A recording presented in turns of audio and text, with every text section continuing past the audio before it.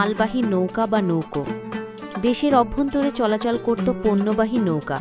তখনও যান্ত্রিক যান ততটা প্রসার লাভ করেনি। বিক্রমপুরের লৌহজংয়ের দিঘলি বন্দর হতে দক্ষিণাঞ্চলের বরগুনা পর্যন্ত কিছু নৌকার আসা যাওয়ার ঘটনা অন্য কিছু মানুষের মানে আছে। এ ধরনের নৌকাকে ঘাসি বা ছইওয়ালা নাও বলা হতো। একটি নৌকায় ৩-৪ মণ মাল ধরত। ৯ থেকে ১০ জন মাঝি মাল্লা থাকত। বরগুনা যেতে ১২ থেকে ১৫ দিন এভাবে যাওয়া আসা লোড আনলোড মিলিয়ে ১ মাসের ঊর্ধ্বে সময় লাগত। বরগুনা থেকে মূলত চাউল ও ধান আসত। অপরদিকে দিঘলি থেকে মাটির হাঁড়ি, পাতিল, চারি ও পিতল, অ্যালুমিনিয়ামের সামগ্রী বেশি যেত। বাপদাদারা এ নৌকায় করে চাউল ও সুন্দরী কাঠ পাঠাতেন। নৌকাগুলো পাল তুলে নদীতে ৭০ ভাগ কৌণিক পথে চলতে পারত। জোয়ার ভাটার গতিবিধি হিসেব করে প্রতিকূল হলে গুণ টানতে হতো, অনুকূল হলে হাল ধরে থাকত। কোনো কোনো স্থানে পালও খাটানো যেত।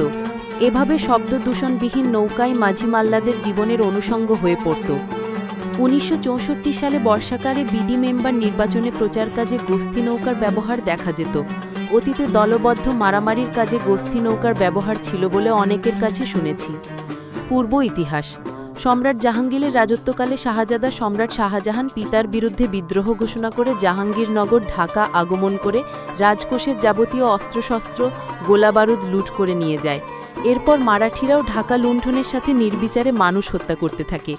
এ সময় ভীত সন্ত্রস্ত মানুষ ধন সম্পদ ও জীবন রক্ষার্থে নিরাপদ আশ্রয়ের সন্ধানে ঢাকা থেকে পালিয়ে অন্যত্র চলে যায়। এদের মধ্যে একজন আফগানিস্তান থেকে আগত কাপড় ব্যবসায়ী খিজির খান ঢাকার ব্যবসা গুটিয়ে পরিবার পরিজন নিয়ে নৌকা করে নদীপথে ঢাকার নিকটবর্তী বিক্রমপুরের জোসলদিয়া গ্রামে এসে বসতি স্থাপন করেন। তার পঞ্চম বংশধর কিয়ামউদ্দিন খানের ৭ পুত্র ছিলেন। কিয়ামউদ্দিন খানের ৩ পুত্র ভাগ্যকুলের কামারগামে বসতি স্থাপন করেন। কিয়ামউদ্দিন খানের ৭ পুত্র ধান চাউলের ব্যবসা করতেন।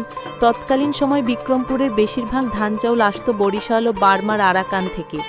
এক যাত্রায় ৭ ভাইয়ের নৌকা ঝড়ের কবলে পড়ে নদীতে ডুবে যায়। নৌকা ডুবির পরে ৩ ভাই রমিজ খান, ওমর খান ও জমির খানের কোনো খোঁজ পাওয়া যায়নি। পরবর্তীতে জমির খান ঝড়ের কবল থেকে উদ্ধার হয়ে বরিশালে খান চৌধুরী হিসেবে বসতি স্থাপন করেন। লৌহজং থানার সাতঘড়িয়া গ্রামের বিখ্যাত পণ্ডিত বাড়ির বংশধর কামারগামের খান পরিবার একই বংশধর। খান পরিবারের পূর্বপুরুষেরা ধান চাউলের ব্যবসার জন্য তাদের নিজস্ব ২০ থেকে ২৫টি পালতোলা বিশাল নৌকা ছিল। এক একটি নৌকায় ১,০০০ থেকে ২,০০০ মণ ধান চাউল বহন করা যেত। উপরে উল্লেখিত পূর্ব ইতিহাস অংশটুকু ভাগ্যকুলের কামারগাঁওয়ের খান পরিবারের দৌহিত্র সিরাজুল ইসলাম খানের ফেলে আসা দিনগুলি বই থেকে সংগৃহীত।